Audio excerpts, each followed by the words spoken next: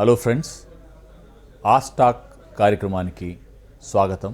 నా పేరు శ్రీకాంత్ ఆచార్య. నేను క్లినికల్ సైకాలజిస్ట్ అండ్ కార్పొరేట్ ట్రైనర్ని. ఈరోజు మనం డిస్కస్ చేసే టాపిక్ వచ్చేసి ఎమోషనల్ ఇంటెలిజెన్స్, అంటే భావావేశాల మీద పట్టు కలిగి ఉండడం.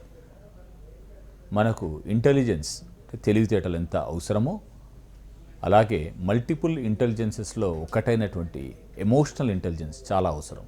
ఒక వ్యక్తి విజయాన్ని సాధించడానికి తెలివితేటలు, తనకు దొరికే అవకాశాలు, family support, environmental support, education, ఇవన్నీ కూడా పాజిటివ్ పాయింట్స్ అయితే ఆ వ్యక్తి యొక్క మనోవైఖరి, యాటిట్యూడ్ చాలా ఇంపార్టెంట్ అని రీసెంట్గా శాస్త్రవేత్తలు తెలియజేస్తున్నారు. ఈ యాటిట్యూడ్నల్ స్కిల్, ఎమోషనల్ ఇంటెలిజెన్స్ అన్నది చాలా చాలా చాలా అవసరమైనది. చాలామంది గొప్ప గొప్ప వ్యక్తులు కూడా ఎంతో తెలివితేటలు, ఎంతో గొప్ప అవకాశాలు కలిగి ఉండి, ఎంతో వనరులు కలిగి ఉండి ఈ ఎమోషనల్ ఇంటెలిజెన్స్ అనే ఒక అంశాన్ని వాళ్ళు కైవసం చేసుకోలేక, లేదా ఈ నైపుణ్యాలు కలిగి ఉండకపోవడం వల్ల జీవితంలో ఎంతో కీర్తిని, విలువను కోల్పోతున్నారు. జీవితంలో విజయం వైపు ప్రయాణానికి ఒక మంచి మెట్టు ఎమోషనల్ ఇంటెలిజెన్స్. కంపెనీస్లో కావచ్చు, టాప్ లెవెల్ కార్పొరేట్స్ కావచ్చు, బిజినెస్ టైకూన్స్ కావచ్చు, లీడర్స్ కావచ్చు, ఎక్కడైనా కూడా ఆ వ్యక్తికి తను ఒక సక్సెస్ఫుల్ పర్సన్గా ఎదగడానికి, అలాగే ఒక లీడర్గా రాణించడానికి ఇంపార్టెంట్ అంశం ఎమోషనల్ ఇంటెలిజెన్స్. ఇది ఎమోషనల్ ఇంటెలిజెన్స్ అంటే ఏంటి? సైకాలజీ ఏం చెప్తుందంటే there are totally 2 kinds of competencies. 2 కీలకమైనటువంటి ప్రక్రియలు ఉన్నాయి. అవి ఏంటి అంటే, 1 వచ్చేసి ఎమోషనల్ కాంపిటెన్సీస్, 2వది వచ్చేసి సోషల్ కాంపిటెన్సీస్ అంటారు. దీని గురించి మనం చర్చించే ముందు ఒక ఇంపార్టెంట్ విషయం మీకు చెప్పాలి. మీరే ఒకసారి మీ జీవితంలో వెనకలికి వెళ్ళండి. మీరు కార్ డ్రైవ్ చేస్తున్నారు. మీరు ఆ రోజు ఎయిర్పోర్ట్కి వెళ్ళాలి.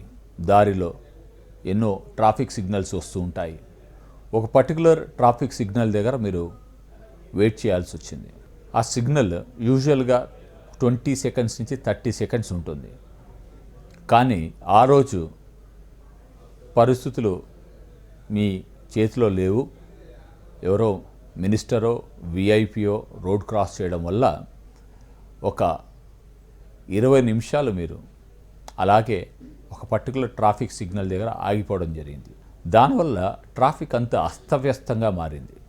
ఇంకో 30 నిమిషాలు మీరు మీ గమ్యాన్ని చేరుకోవడానికి ఆలస్యమైంది. అప్పుడు హౌ డు యూ రియాక్ట్? ఎలా మీరు స్పందిస్తారు? Do you feel fine? అంతా నార్మల్గానే ఉంటుందా? లేదు. ఈ పొలిటికల్ సిస్టాన్ని తిట్టేస్తారు, గవర్నమెంట్ని తిట్టుకుంటారు. మీ ఇంట్లో మీకు ఎదురొచ్చినటువంటి భార్యను తిట్టుకుంటారు. మీ టికెట్ బుక్ చేసినటువంటి కలీగ్ని తిట్టుకుంటారు. మీకు వెళ్ళేటప్పుడు బాయ్ డాడీ అని చెప్పిన మీ పిల్లల్ని తిట్టుకుంటారు.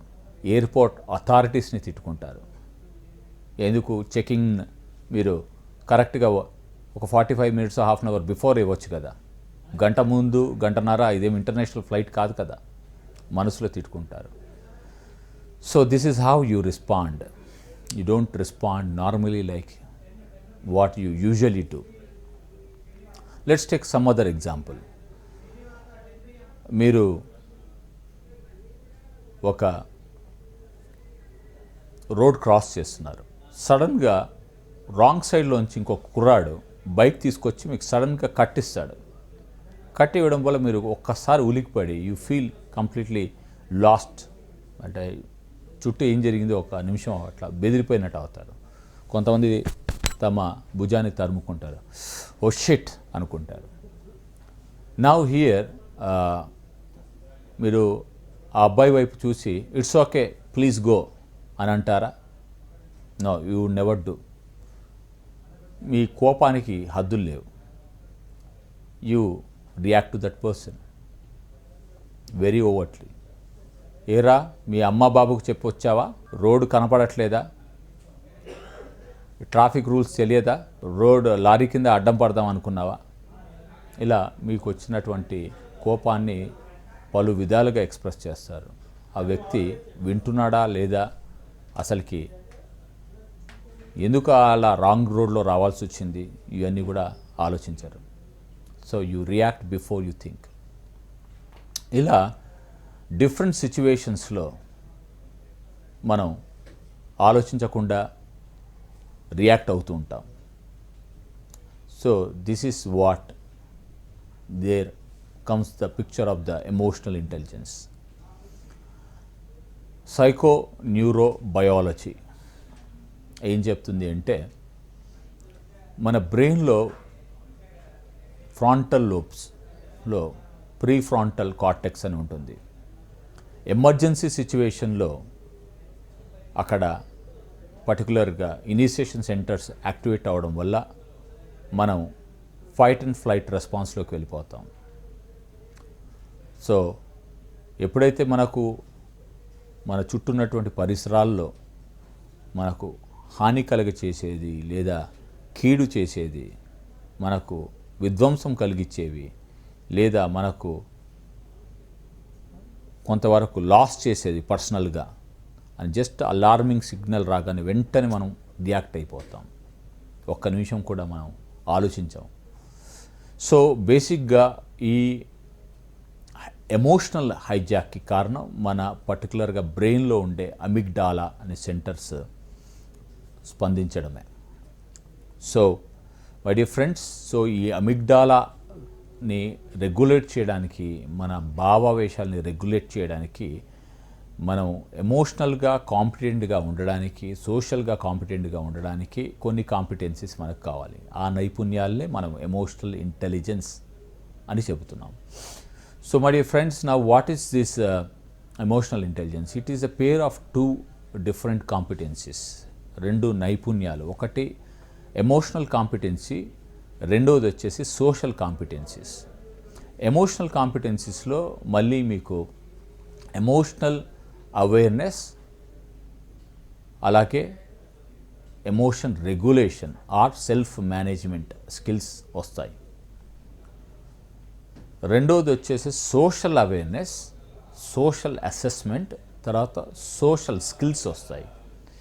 ఈ రెండింటిని క్రోడీకరించి మనం ఎమోషనల్ ఇంటెలిజెన్స్ అంటాం. అంటే ఎమోషనల్ ఇంటెలిజెన్స్ అన్నది ఒక నైపుణ్యం. It's a set of some skills which can be learned, which can be trained, which can be regulated so that you take care of your self and you can adjust better with the changing situations. So behavior psychology lo stimulus response, when there is a stimulus there is a response, ping pong. ఈ stimulus response ఈ రెండిటి నడుమ ఒక చిన్న space ఉంటుంది. ఆ స్పేస్ని మనం గుర్తించగలిగితే ఈ రియాక్షన్స్ ఏదైతే ఉన్నాయో దీన్ని మనం రెస్పాన్స్ కిందకి మార్చుకోవచ్చు. What is happening to you now and what has happened to you in the past, what would happen to you in the future is only 10% of your life. దీన్ని మనం ఆపలేం. ఎందుకు ఇలా జరుగుతుందో దానికి ఏం ఎక్స్ప్లెనేషన్ లేదు. It's unpredictable, uncertain. But how you respond to what has happened to you in the past, what is happening now in the present, or what would happen in the next future, but you can control the way you respond to it. So the way you respond to it is all about emotional intelligence. So when you have these emotional competencies and social competencies, then only you can feel adept at emotional intelligence. You can be called as emotional intelligent individual. So ఈ competencies మనం develop చేసుకోవడానికి శిక్షణ అవసరం. మెయిన్గా relaxation training, emotion regulation like mindfulness meditation practice చేయడం వల్ల కావచ్చు, self hypnosis ద్వారా కావచ్చు, లేదా ఆటోజెనిక్ ట్రైనింగ్ ద్వారా కావచ్చు, లేదా సెల్ఫ్ కోపింగ్ స్టేట్మెంట్స్ కల ఆటో సజెషన్స్ వల్ల కావచ్చు, మనము కొన్ని రోజులు, కొన్ని నెలలు, కొన్ని ఒక ప్రోగ్రెసివ్గా, ఒక పద్ధతి ప్రకారంగా కన్సిస్టెంట్ ప్రాక్టీస్ చేసినట్టయితే ప్రతి వ్యక్తి కూడా తన ఎమోషనల్ అండ్ సోషల్ కాంపిటెన్సెస్ పెంచుకోవచ్చు, ఎమోషన్ రెగ్యులేషన్ కలిగి ఉండొచ్చు, మారుతున్న పరిస్థితుల్ని తగ్గట్టుగా సర్దుబాటు చేసుకోవడానికి మీ వంతు మీరు ప్రయత్నం చేయొచ్చు. This is all about emotional intelligence. Thank you for listening to me. ఉపన్యాస కళలో మీరు నిష్ణాతులు అవ్వాలనుకుంటున్నారా? అయితే మీ కొరకే వక్త. వివరాల కోసం సంప్రదించాల్సిన ఫోన్ నంబర్ 9553586062.